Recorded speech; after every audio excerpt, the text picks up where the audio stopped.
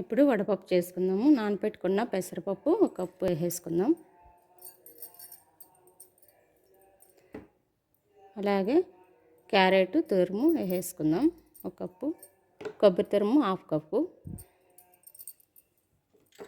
పచ్చిమిర్చి salt grind చేసుకోండి ఒక టేబుల్ స్పూన్ వేసుకొని బాగా మిక్స్ చేసేసుకుందాం.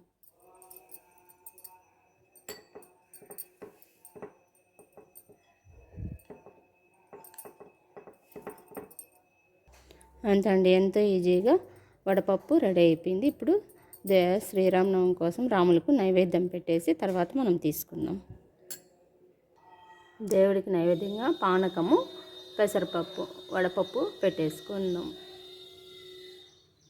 ఎంతో ఈజీగా రెడీ అయిపోయిందండి. మీరు కూడా ఈ విధంగా తయారు చేసుకోండి.